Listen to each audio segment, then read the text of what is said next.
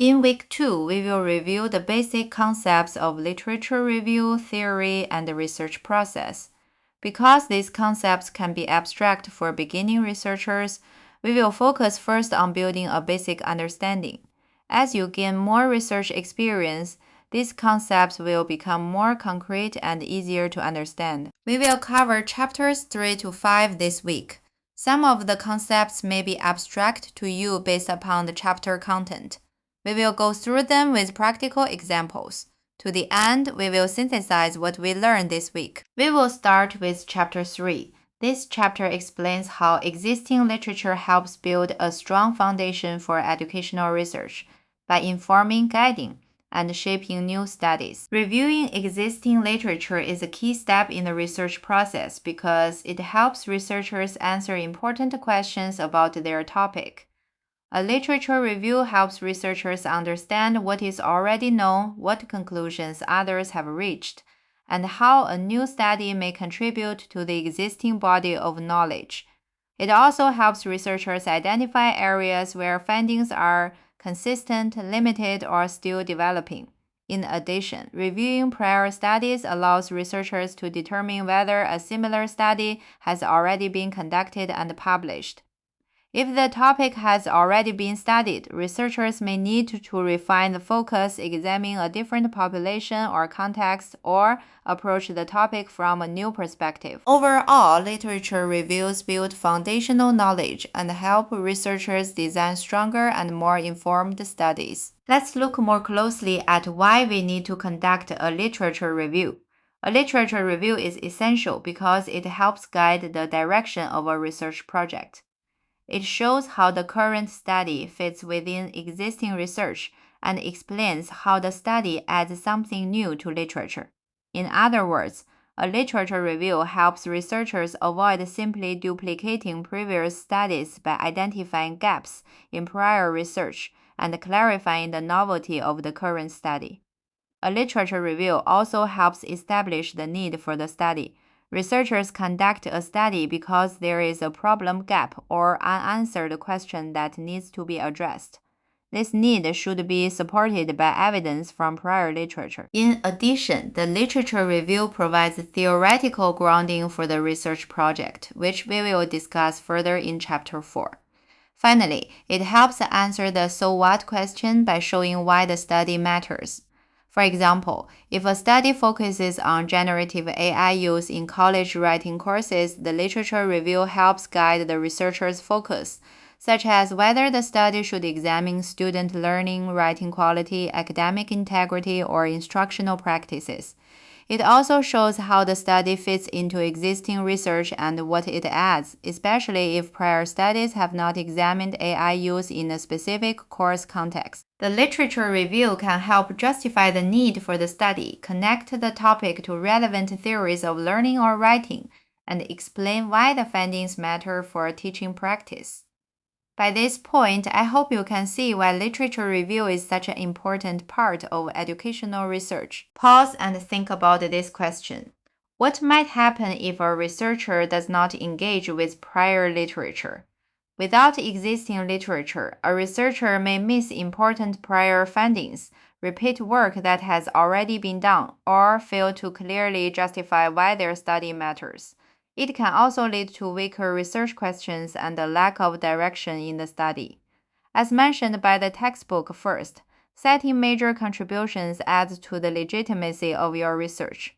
Second, citing previous research acknowledges the hard work of past researchers. We should engage with existing literature without doubt. Now that we understand why literature review is important, the next question is where researchers can find relevant sources. Published literature can be located through libraries, online research databases, scholarly books, government documents, research reports, and other credible academic sources.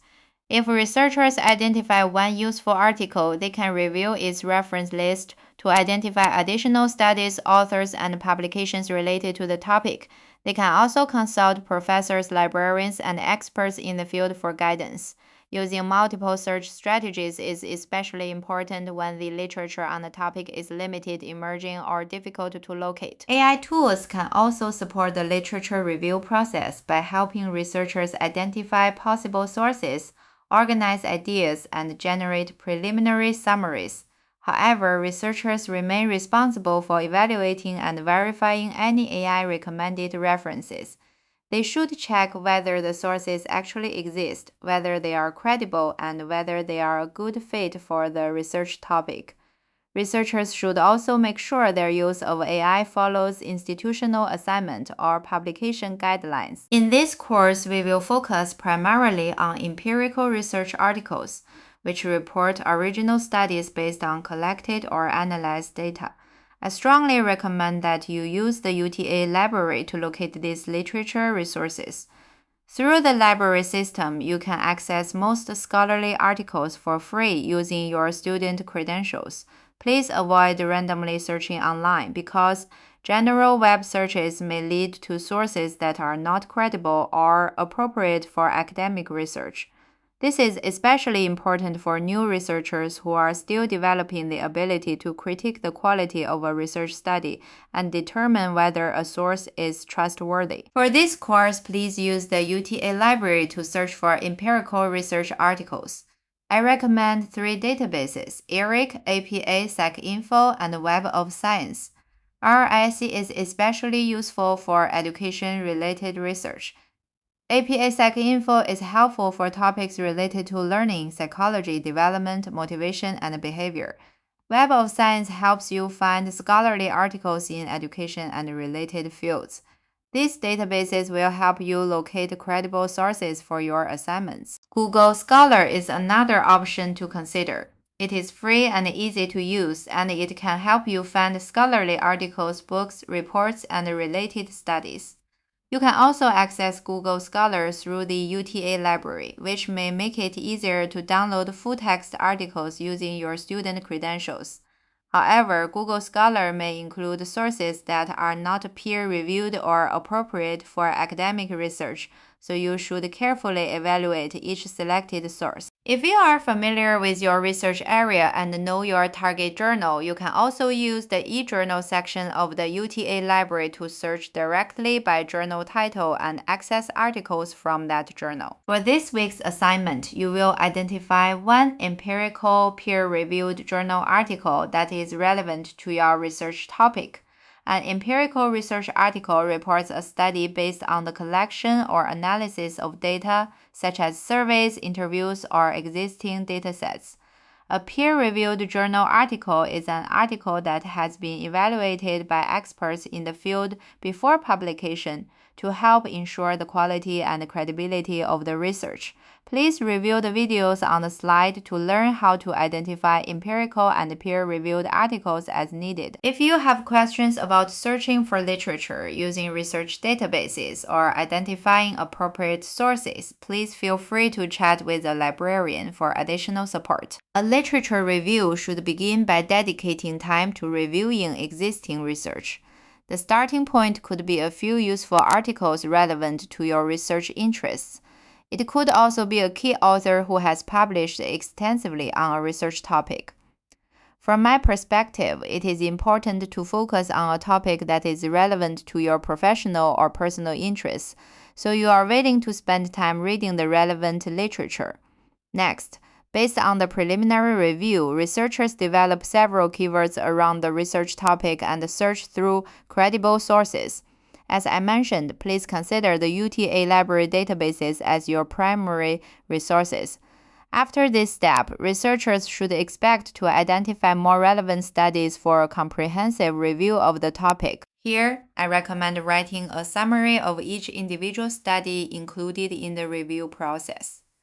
Meanwhile, researchers should analyze how the references are related to their study and to one another. Then, researchers can organize the literature like a funnel, moving from the broad background to studies closely related to the topic. A literature review map or outline can help researchers organize their thoughts. After this step, you are ready to write up your literature review. However, you may need to go back to earlier steps in the process. For instance, you may need to search for additional sources or revise your keywords based on what you find during the review process. Let's quickly review some tips for writing a literature review. First, peer-reviewed sources are generally considered to have a higher level of credibility compared to non-peer-reviewed sources. In general, we give more attention to recent and relevant studies in our review. We can also set a time limit for the review. For instance, we may focus on sources published within the last 10 years. Do not organize the literature review source by source, although this can be considered a useful preliminary step. In the final write-up, researchers should develop a coherent narrative about what is known on the topic. Researchers should synthesize ideas across studies to show how the references relate to each other. When citing prior literature, we should mainly rely on our own explanation rather than direct quotes.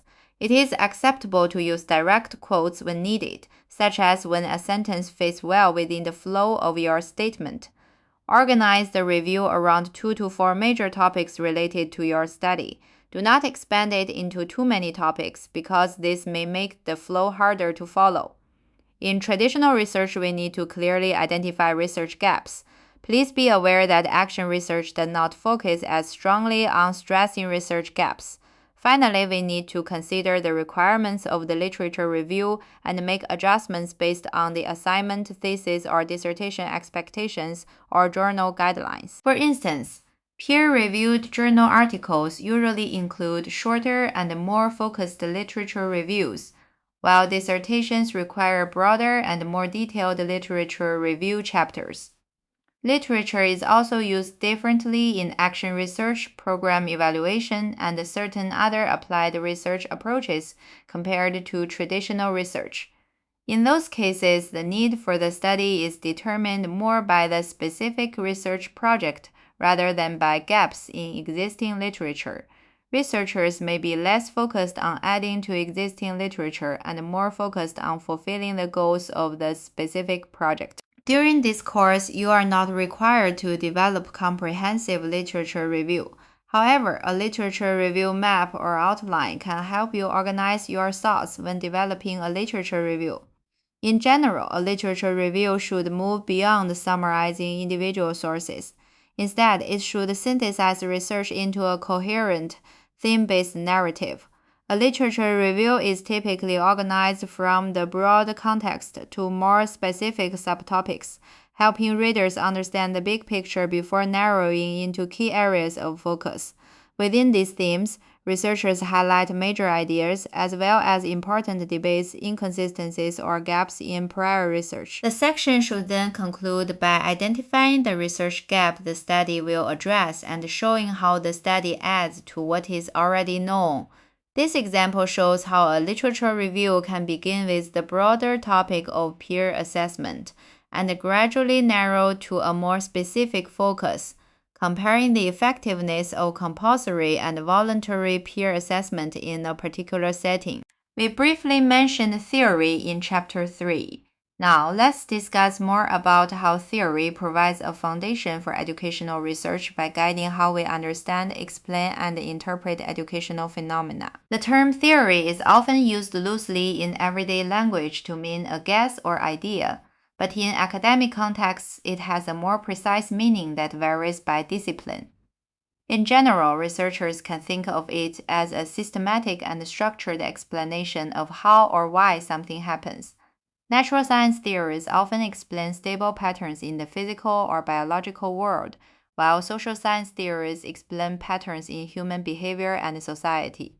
Both can be supported by repeated evidence and testing, but social science theories usually allow for more exceptions because human behavior is shaped by culture, values, history, and social conditions. Because we focus on educational research in the course, we would focus on social science understanding of theory while acknowledging that different fields define it in different ways.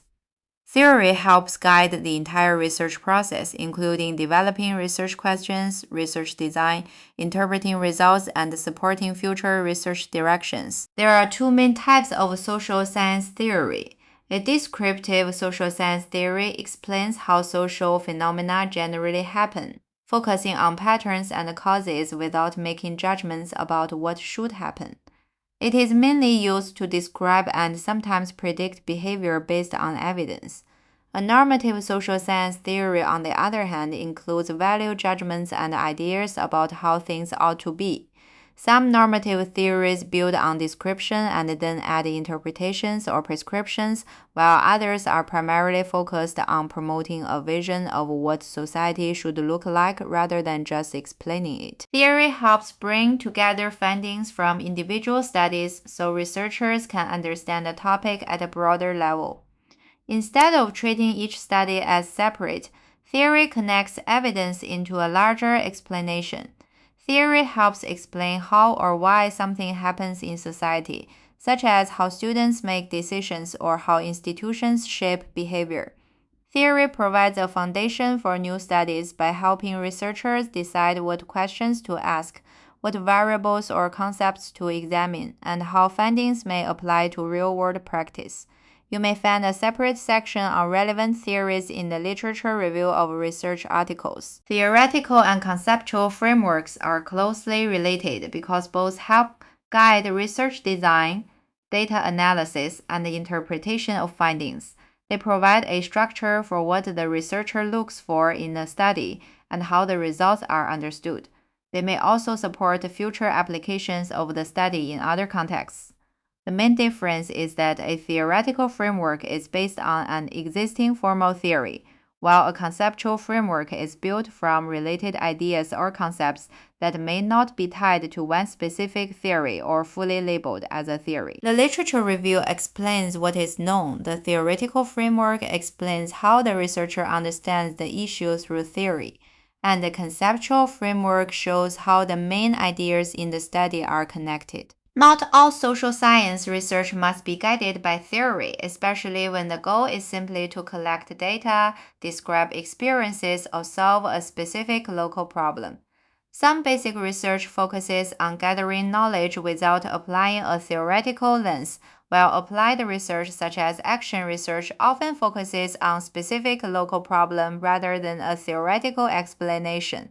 Some qualitative research aims to describe participants' perspectives rather than connecting findings to a broader theory. Occam's razor means that the simplest explanation is usually the best one, since fewer assumptions are less likely to be wrong. View this video if you want to learn more about the term. However, the simplest answer is not always correct, especially in complex situations. While this idea can work well in some research and real-world problem-solving, social science often needs more complex explanations or theories to fully understand human behavior. In addition, academic publishing often expects research to connect findings to a theoretical or conceptual framework. Chapter 5 introduces the research process and outlines the steps involved in designing and conducting a study. Getting started with research or writing can feel difficult, and many people experience hesitation, anxiety, or writer's block when facing a new project. The key takeaway is that starting is often the hardest part, but taking the first step, however small, helps build momentum and makes the process easier. Again, you are not required to conduct a research study during the course. However, it's a good idea to consider what you want to do and consider the research process. The research process begins by narrowing a broad topic into a specific study through a series of steps, identifying a research problem, developing a purpose statement, and forming clear research questions. A research topic is the broad area a researcher chooses to study, such as student motivation, online learning, teacher professional development, or assessment practices. Topics often come from existing research or from personal experiences and interests, both of which can inspire important questions for study. Overall, selecting a topic is the first step in narrowing a general research interest into a more specific research direction. A research problem is a specific issue within a broader topic that a study is designed to address, especially in applied research, where the goal is to understand or solve real-world challenges. It narrows the focus from a general topic to a clearly defined concern and explains why the study is needed by identifying what is not yet adequately understood or addressed in existing research. The problem statement helps establish the purpose of the study in step 3 and is often implied in articles or clearly stated in theses and dissertations. A purpose statement is a single sentence that explains what a study will do to address the research problem. It marks the point where the researcher clearly states their intent and focus for the study, often beginning with the purpose of this study is to. You should be able to identify a clear statement of the research purpose in most research studies. Research questions and hypotheses are the most specific step in the research process.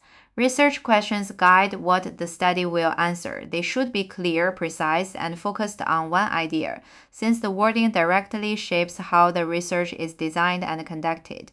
The reader should understand exactly what is being studied. Every word should be intentional and accurately reflect the study's focus.